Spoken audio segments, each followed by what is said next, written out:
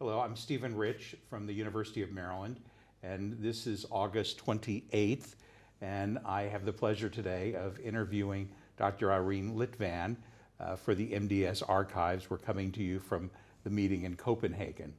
So Dr. Litvan, I first want to start off by just congratulating you because I noticed now you're an honorary member as of this meeting. Very well deserved. Thank you so much. It's a pleasure and an honor.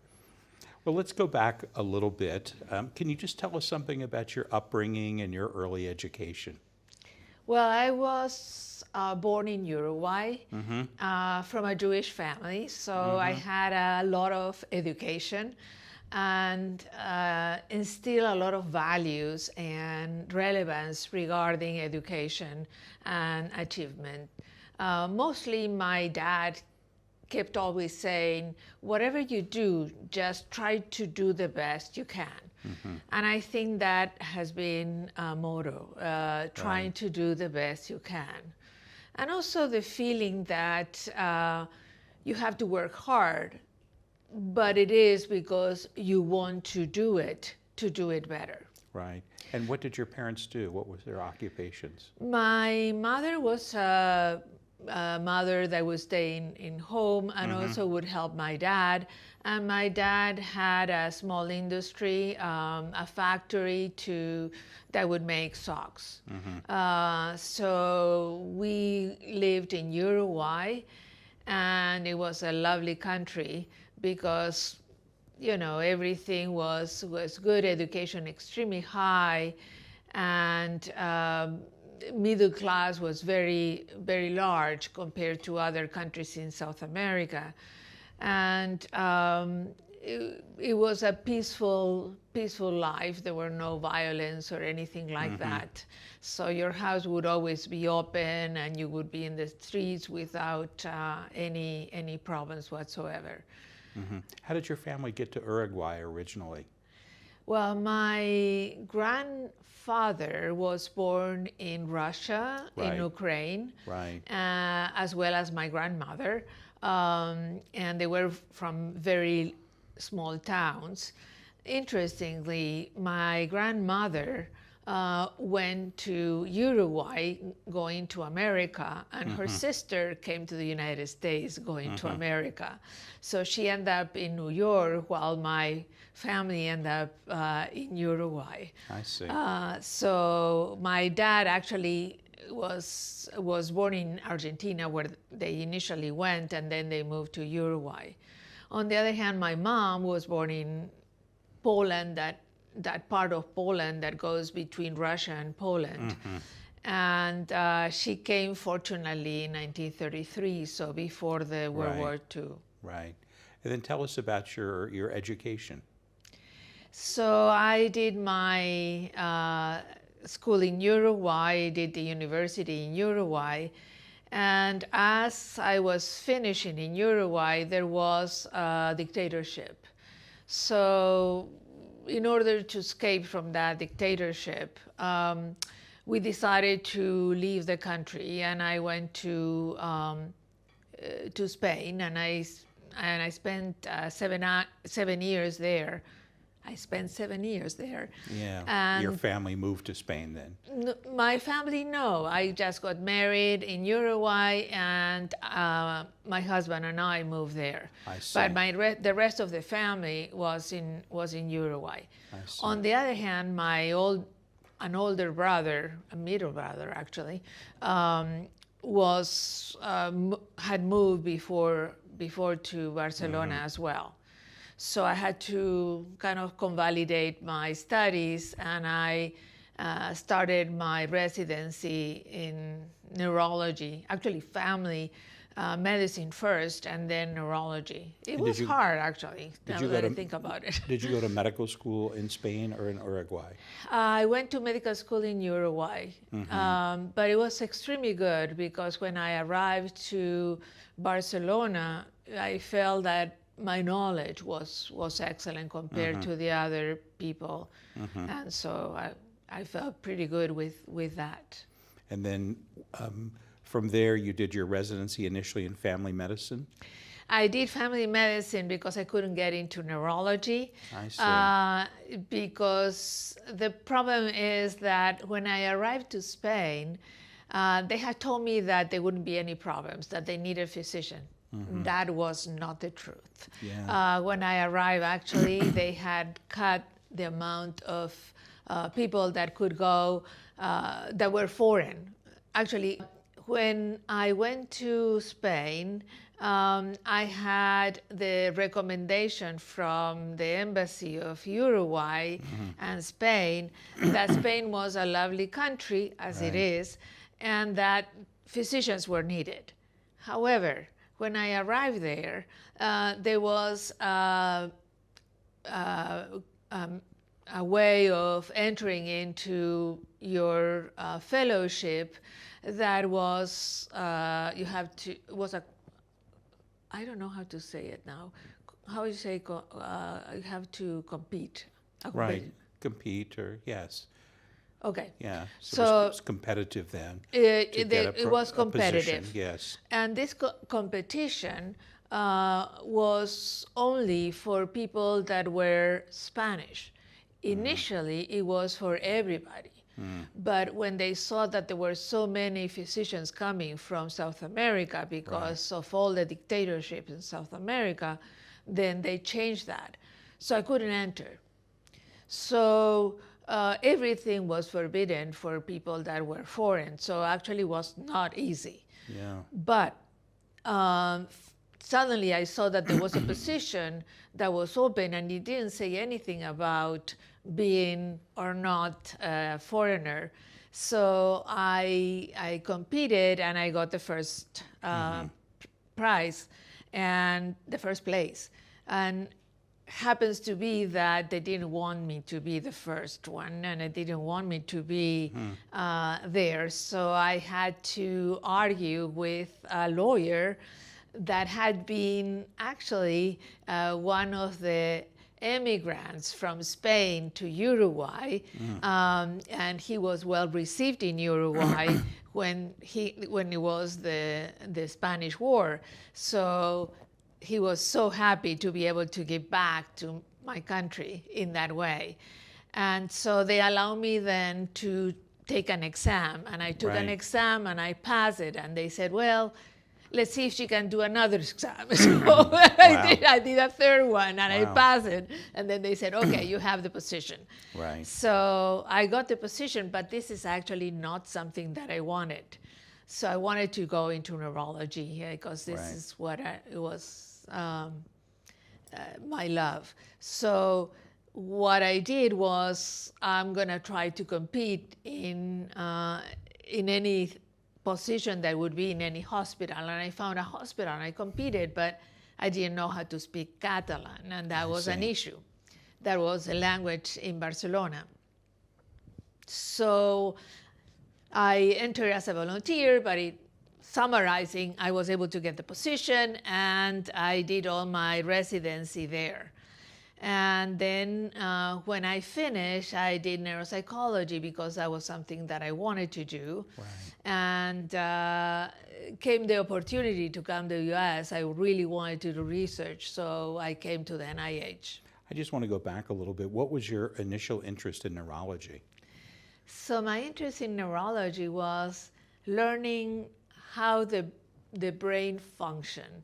I was fascinated by the idea that we had circuits that could be really be related to memory, and others would be to language, and how did they function was really something that was extremely interesting for me. My sister-in-law is a psychoanalyst, and she was into that path. And when I started medical school, actually, I was between psychology and into medicine. And I did both at the very beginning, but because in Uruguay, there were a lot of strikes, decided to just, and they were always in the faculty of psychology, I decided to go only into medicine. I see. But that love was there from the very beginning. And so the interest in in the cognition aspect of the brain was extremely strong. Right. And it's clear you really had to persevere very early in your career to get your training. Absolutely. Yeah. And then once you finished your training in Barcelona, from there, you said you went to the NIH. And tell us about what was the motivation for going there and what you did there. So I went to the NIH and I was a visiting fellow. And as a visiting fellow, I was interested in memory. And I saw the first papers of Yves Zajid that were related to the cholinergic system and progressive supranuclear palsy and how relevant that was. So initially what I thought was, what about testing whether the cholinergic system that is functioning and there are preserved neurons, whether the memory of patients with PSP could improve further if we give them cholinergic agents. Right. So that didn't end up being the case. And I thought, well, that is going to be relevant because we know that in Alzheimer's it doesn't happen, but then you don't have cortical neurons because they were preserving PSP. Right. Made sense to go that path. So as I started using PSP as a model, happens to be the patients started to ask me to be in trials and what was going to be my next trial and what was going to do. And I started also to be interested in understanding why what I thought as hypothesis was failing. So I look into, is it a question of absorption? Is it a question of the drug? Is it a question of diagnosis? And that's when I started to realize that diagnosis was important because if we don't have the right diagnosis, maybe we were testing patients that didn't have that disease, and therefore that was the major problem. So diagnosis started to be a major aspect in my life, and that's how I entered into that path of understanding how we as clinicians do compared to the pathology. But then I realized that pathology had not been standardized either. Right. So the first step was to standardize the neuropathological criteria for PSP.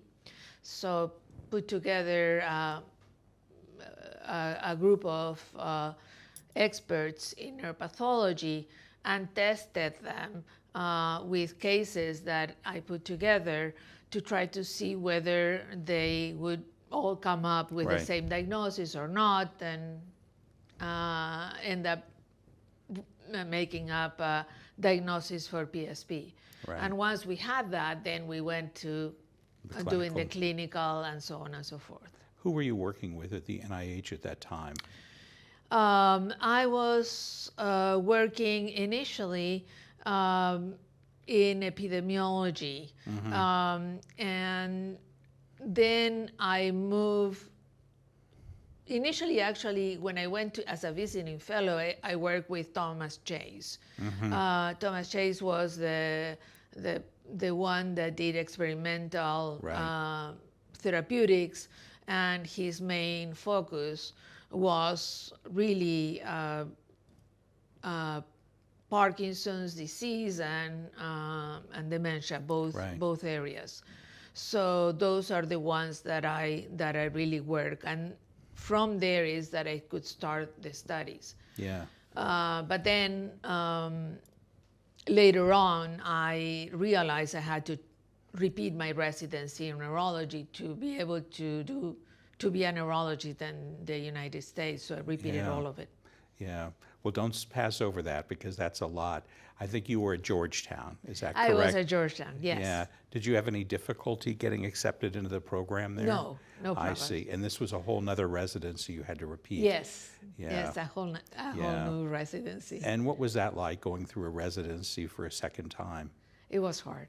Yeah. So what I did to overcome the frustration was to continue doing research at NIH. I see. So that was my way to overcome the frustration. And the other way was to write a book, co-edit a book on progressive supranuclear palsy.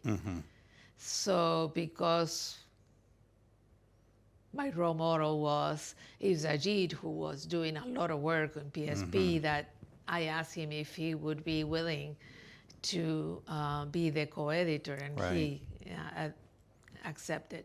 Yeah. And so after your residency at Georgetown, what did you do? After that, I went back to NIH. Doing what? So then I went to epidemiology because I thought that was something that I need to learn more in order for validation.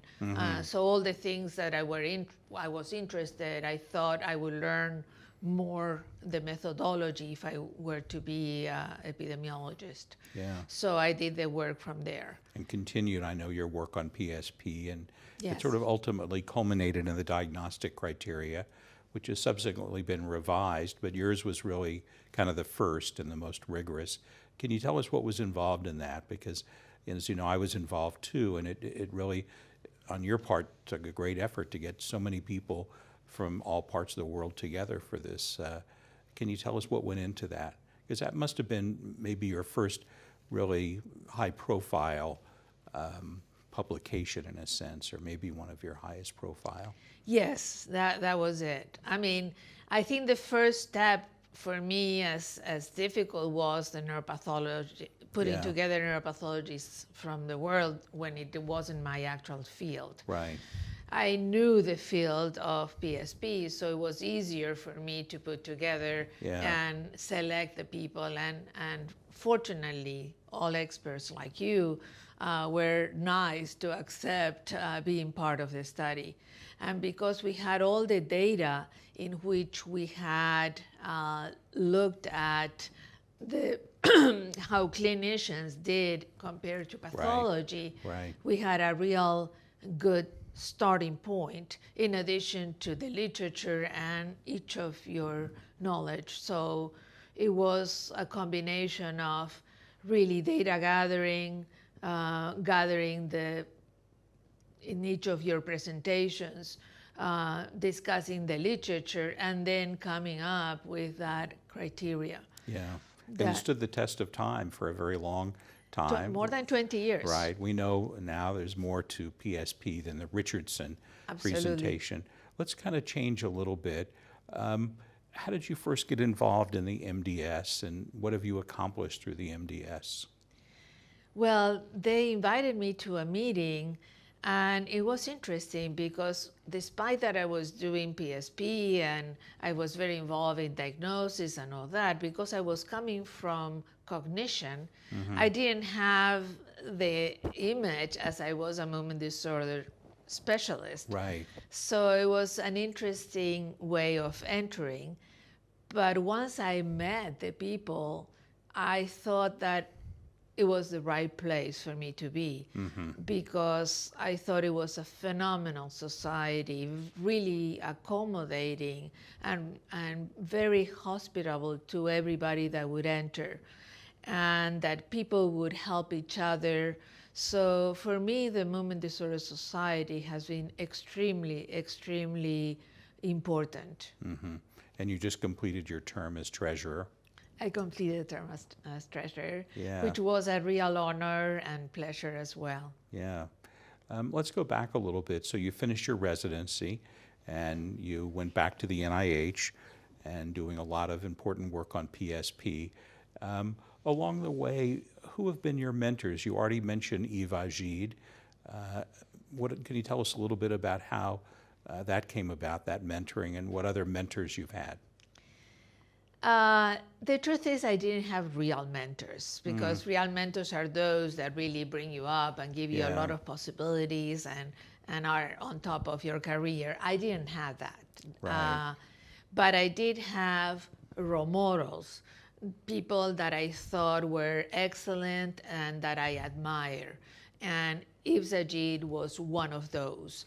There were other people as well, but he, for me, was the right person in the sense that he was able to go from basic science to clinic, and that translation was very relevant because it would be the feeling that you would move on science, advanced science, in a right path. And I think that this is, in fact, what has happened. And that's why we're seeing all the clear changes and advances that we see nowadays. Yeah. So without a real mentor, you sort of had to steer your own boat a little bit, persevere, find your own path, which obviously you did. Yeah. What about now? Because you've mentored many other people, residents, fellows, et cetera. And how do you view your role as a mentor? I love to be a mentor. And I mentor people that are from our own group as well as people that are not. I was lucky enough to have great mentees as well. Jennifer Goldman is one of those, and she was great. Jennifer Friedman is another one, and also great, and kind of see them starting. I think it's kind of giving suggestions by looking at what they really want to do, and kind of open up that path and kind of show that the sky is a limit, because you can really do anything you want to, just persevere and don't be afraid of failure. We all fail, but we learn from failures. Yeah. And we mentioned before we got started the interview a little bit, along the way, you've talked about, you've already faced a number of challenges. I mean, just getting, into your residency, doing another residency, not really having a designated mentor. Along the way, what other challenges have you faced? Well, I had a major challenge when I arrived to NIH regarding salaries. I didn't know that that was an issue. When I arrived in Spain, everybody has the same salary. So when they told me the salary, I asked, is that the salary of everybody? And they said yes. Ended up being that when Bill Clinton decided to investigate whether there were differences between the salaries of women and men, mine was the lowest at NIH. Yeah. So they told me, okay, so we're going to increase your salary. But still, when they decided to increase it, it wasn't as high as everybody else's. Right. So that was very disappointing because I felt that that shouldn't be the case. I really strongly believe in equality. I think that we all should have the same salaries. We all should have the same possibilities, and each person takes whatever to follow their path. So I tried to do a lawsuit. I got a lawyer, and it was really painful. I didn't achieve anything, of course, but I had that experience. So there were challenges. That was one. Then I had another one in my department that was related to the agreement I had. That was that I was going to be given a startup. This was at the NIH still? That was at UCSD okay, initially. So you left the NIH. NIH. And then you went to UCSD. Well, actually, I went from NIH to the University of Louisville, and I established a center there. Yes. And from there, I went to UCSD. Right, right. So I'm sorry to go back a little bit. Was this at Louisville where you confronted this challenge again, or was it UCSD? I had a challenge as well in Louisville, and it all revolves around the same thing. The patients had done a capital campaign, and they have raised more than $1.5 million in funds, and they gave them all to me for me to do research. But then initially that was not an issue, but then we had a change in the leadership, in our chairs, and also in the dean. So there were two changes.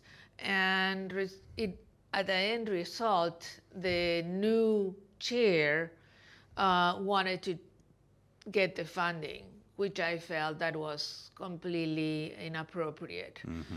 But because the dean had pretty much hire our chair, he was not going to give me the pleasure of saying, oh, you know, your chair is not doing the right thing. Right. So I felt like I had to go up in the path, and it was a really bad experience, really a bad experience. Yeah, and was that part of the reason why you ended up moving to UCSD? Part. I was very successful there in establishing a good center. I was very well received by the community. My friends were part of the trustee. I knew the governor. I knew everybody, because it was a nice community, and you would be friends of everybody. But then when the atmosphere changed and UCSD asked me if I wanted to go and visit, I thought maybe this is a time for me to do that. Right. And when I visited, I loved UCSD, and Yeah. so it was a love at first sight. So it was no doubt that was my move. Yeah. Well, I've been impressed, you know, hearing your story, that despite a lot of some of these discouraging things, you obviously really persevered, because you've always been very, very productive. And what do you attribute that to? It's in my blood, I think, and my genes. Yeah. I really feel that you need to persevere in order to get what you want. Yeah. So I don't get discouraged. Yeah, that's very true, because you didn't let those incidents stop you from going on and really being one of the world leaders in Parkinsonism and PSP. Let's pick up now and talk a little bit about UCSD. When did you come there? And that seems, from what I've observed, it seems like it's been a very good experience for you. So tell us when you came to UCSD and what's made it such an excellent experience for you. I came in 2011, and what it was phenomenal is the spirit of the people in the department, the collaborative mood, the possibilities that were there. So it was like opening thousands or millions of possibilities. And I was able to enter into things that I never thought I would. And it was just such a pleasure. I work a lot now with bioengineers, and we are developing new devices. So we're doing independent,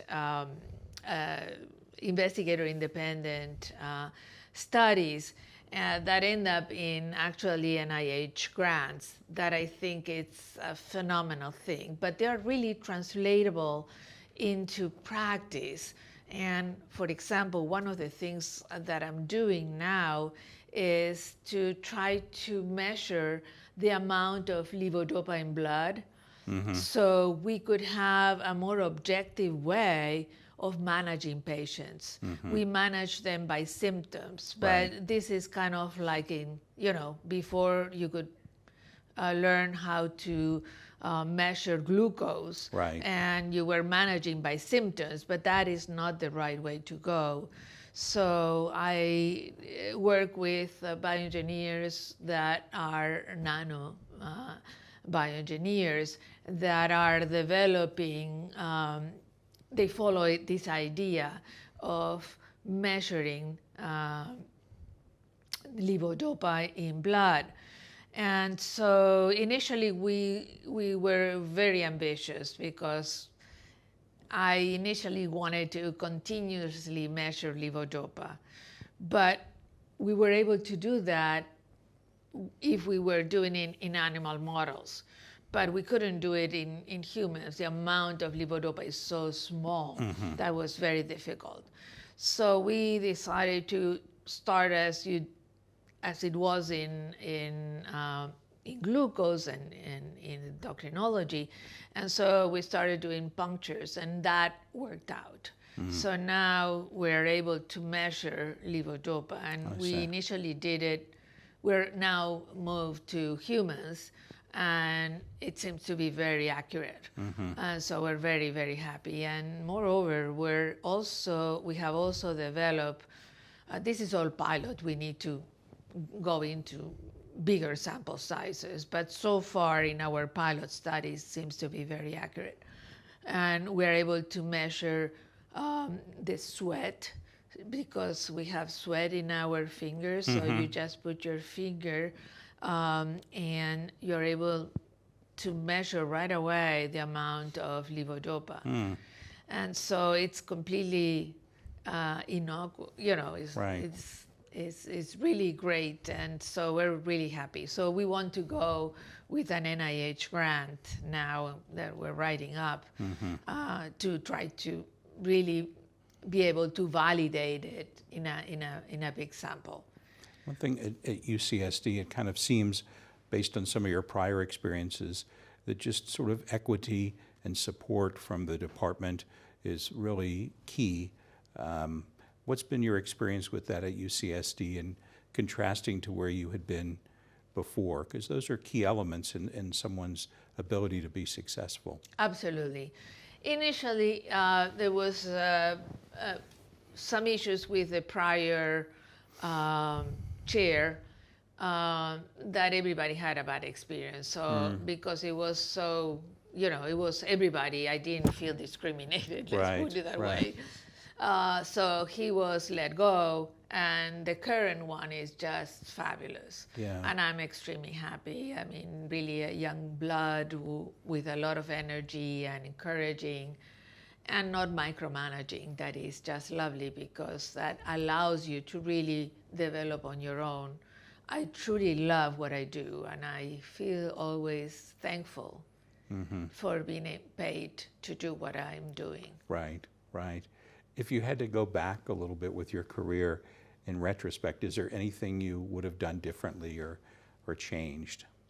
I guess I would have come to the United States first, so I wouldn't go to Spain and spend so many years there, because, it kind of diverted and I had to repeat everything. So it would have been easier if I would have done that. But other than that, I would say, no, I would have done the same. I love really what we do. I think that something that I think I learned is that if you start looking into an area and you like it and you start moving more in depth, you end up loving it.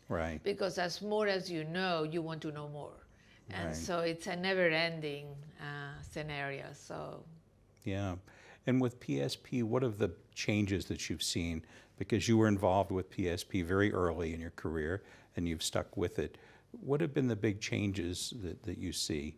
And sort of where can you think a little bit about where the field is going?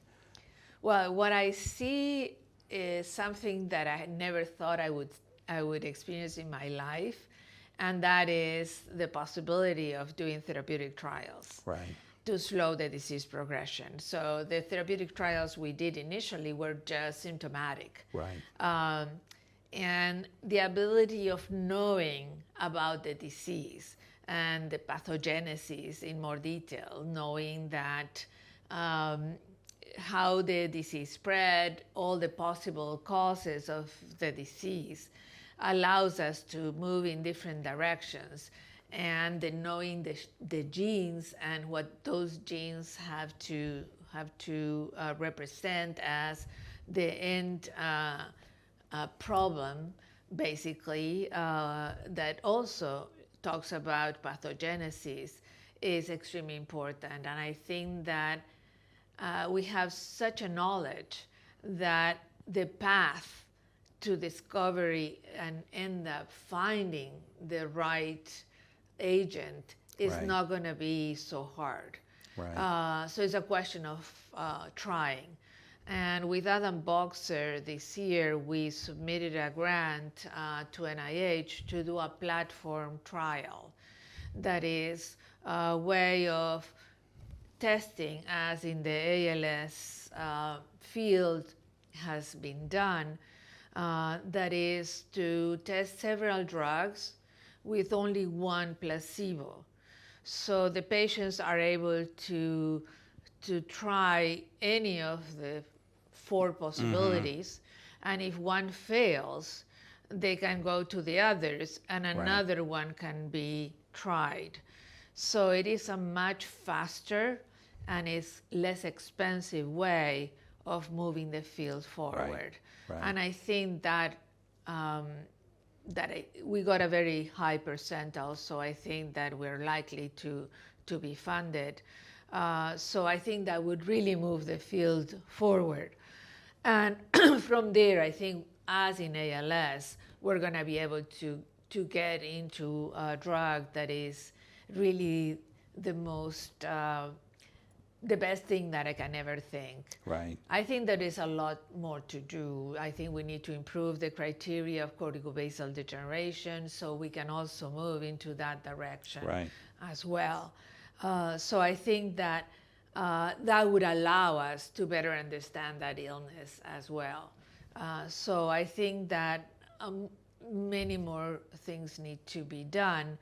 And with the advances in artificial intelligence, we may be able to integrate that into our research and be able to move faster. Yeah. Just in terms of talking a little bit towards junior people and trainees with advice, there have already been some things that you've talked about that early on you really, and throughout your career, have persevered. Often against some significant challenges, the importance of fairness in dealing with colleagues, with mentors, et cetera, but also a real love for the field, a passion for the field. So what would you advise kind of the younger people, trainees, who are starting on their careers now to achieve, somewhat the success that you have? What have been some of the secrets? Well, I think perseverance is one of those, without any doubt. I think actually nowadays is to search for a good mentor. Right. I think that is so relevant, because if you have a good mentor, you're able to establish what you really want to do, and that mentor can really help you achieve all those dreams that you have.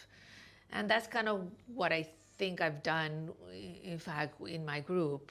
The three junior faculty that joined us wanted to do research, and I helped them achieve their K awards.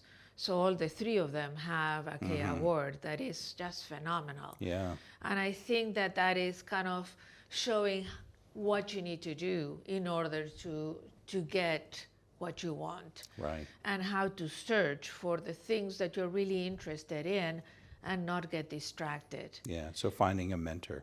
Finding a mentor. You seem to do okay even without one. Yes, but I think nowadays it would be an easier way to go. My path was a little bit torturous in some ways, and so the best way, the quickest way is that.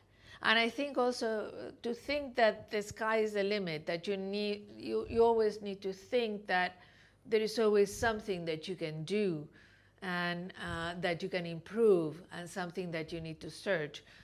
I don't think that our field would allow you to get bored in any way. I think we're always excited when we see a new patient and we get the challenges of a new patient, as well as when we do research and we see the challenges that lead us to get better solutions for in each case. Yeah. So. Good. What's next for you? What's next? I think I want to slowly retire, go back to my country, and be with family. I think that I need to get back to my country to be with all my friends again, those that I met long ago now, because I've been out of the country almost 50 years ago, so it's a lot of years. Not 50 yet, but it's going to end up being many years. In a few years, probably more, I will get there. So that's one of the things. But I don't want to fully retire. I want to part-time retire and continue with the research. I want to focus on doing research and to also be involved in the society and in the community as much as I can. Yeah. One thing just that I've noticed about you that I think has been another feature of your success. You're an excellent collaborator, that you really seem to have a good knack of bringing people together. Can you talk a little bit about that? Because I think that's been a key for you as well. Yeah, I think that you need to have collaborators. Yeah. I think that you learn a lot from those, particularly those that have different fields or those that have different education as well, because that is the way that things can work. And I've been fortunate to see that whenever I ask someone and I explain what are the issues that we need to move forward and do, I've been lucky to get people to work together. So I think that respect for the opinions of others is very relevant. Good. Well, listen, I want to thank you again for participating in this interview, and the fact that you were named an honorary member of our society really speaks to all of your accomplishments and that you're held in very high esteem. Thank you so much. Okay. It has been a pleasure to be with you. Thank you.